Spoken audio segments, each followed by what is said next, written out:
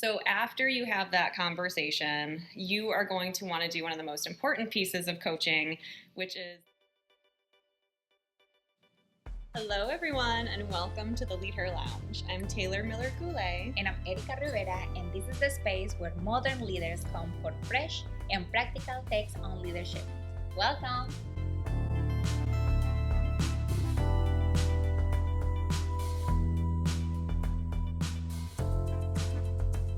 During our previous episode, we talked about feedback and our REC model.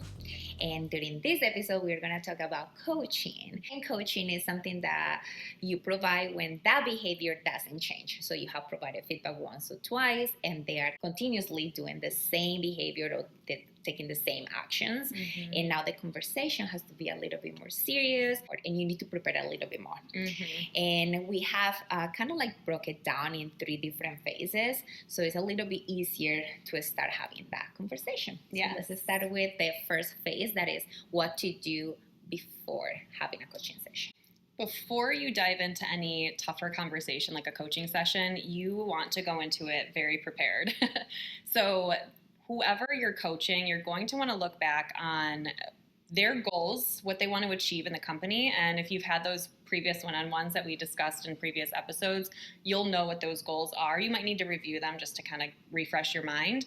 And you're also going to want to have previous documentation or data of some sort ready. Having that documentation kind of just solidifies your point a little bit more of like, hey, we already talked about this and we're still not seeing some improvement. So before you go into that conversation, make sure that you're prepared with goals, data, previous conversations.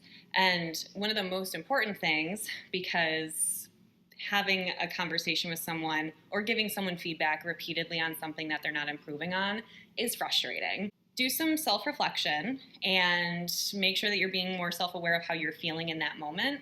So you're not going into that conversation frustrated and upset with the team member, but you're going in with the mindset of, I care about this person's success and I actually am doing this because I want them to get better and improve, not because I want to just tell them that they're doing something wrong. Mm-hmm. I love that, Tay, because it's not about you. It's not about, they're not doing something personal to you.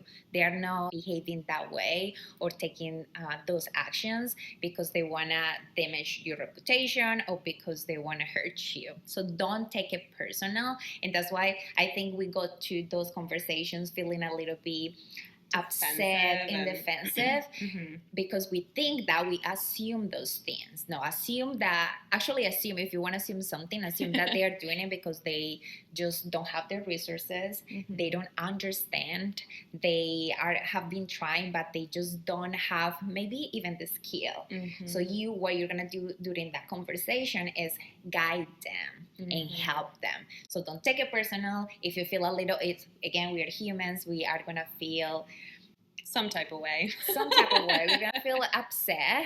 It's understandable, but we need to self-manage. So go for the walk, drink some tea or coffee, whatever it is, talk with somebody. And when you feel like you are in the right mindset, go ahead and have that conversation. Yeah. So let's talk about what we're going to do during that conversation. Yes. So during this conversation, you are always going to want to approach it with curiosity.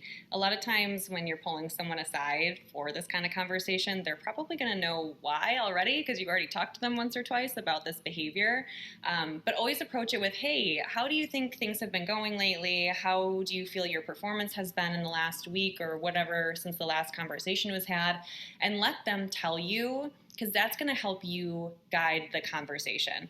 Because they might say, I'm doing really well. I feel like I'm improving, and you're probably going to change the conversation to, yes. Okay, well, not so much. And then, or actually, not quite. Or they're going to be very vulnerable and say, hey, I am struggling with this. This is something that's hard for me, and I might need more support. So depending on how they answer that initial question, you're going to be able to approach that conversation a lot more confidently, but you have to go in with an open mind because you really can never know how someone's going to react to that question.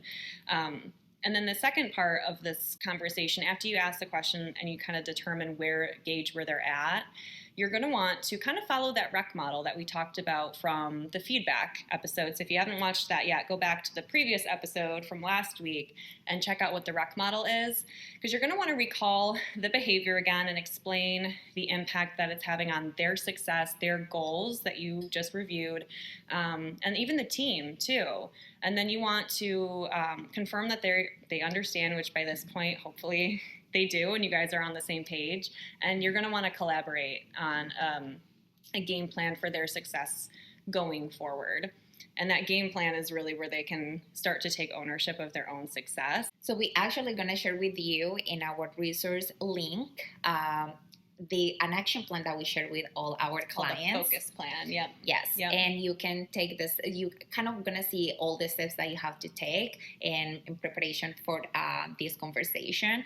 So we're going to share with all of you. So just check the link below. But I like what you're saying about, yes, collaborating, because again, it's not just about you and like what you want to accomplish with that team member or with the team in general. When somebody is kind of collaborating with you and telling you, okay, this is what I need from you to help me to get to this point. Or this is what I can do. Because you want them to make that commitment too. Yes. Not just get the help from their leader, but also share with the leader what are the things I need from my leader. This is the space for them to actually talk to you about the need. Not everybody does that. Not everybody approaches their leader to say, okay, I am coming to you because I need this resource, I need guidance. They don't, usually 95% of the time they don't do that. So when you have a coaching session, you're creating the space for them. Okay, this is what I need from you. I need more time, I need more resources, but also this is what I'm gonna do and what I'm gonna commit to doing as well. Yes. Yeah. And I think we're ready for phase 3. Yeah. What to do after that conversation. Yeah. So after you have that conversation, you are going to want to do one of the most important pieces of coaching, which is the accountability piece and following up with them.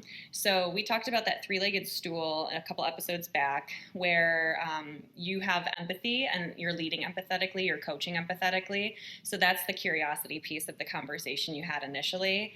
Then you have your authenticity, which is that genuine care of, I really want to see you be successful in this role, which is why I'm giving you this tough conversation. And then the third piece is the accountability piece, which is the commitment that you've made at the end, but also the follow-up to see what their progress is tracking at. So you're going to want to start with, I think, a gratitude email or a recap email of that conversation that thanks them for being vulnerable, because that conversation wasn't easy for them, just like it wasn't easy for you.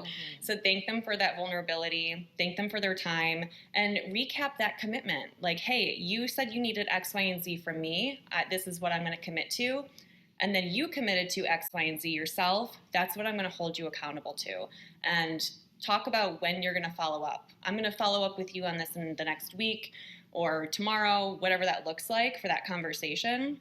But that accountability piece is going to be what earns your respect. It's going to be what helps them succeed, or if you don't do it, could cause them to fail because you're not following up with that commitment that you just made with them. Yes, and celebrate also their wins. Let them know that you have been noticing their progress, because sometimes they think like, oh, they're just noticing what I'm doing wrong, what I need to improve on, but that's not true. That's not completely true. You have that conversation with them, that vulnerable conversation with them, to make sure that together you can achieve the goals of not just the team, but that team member specifically. Yeah, positive reinforcement is huge when it comes to the follow-up piece and the coaching piece. But coaching is incredibly complex and is very circumstantial depending on what the situation is and who the team member is. But if you have any best practices or things that work well for you for coaching, please let us know in the comments below, because we learn just as much from you as you guys might learn from our videos here. And don't forget to subscribe so you can get more content from us here weekly at the LeadHer Lounge. And we'll see you next week, leaders. Bye. Bye.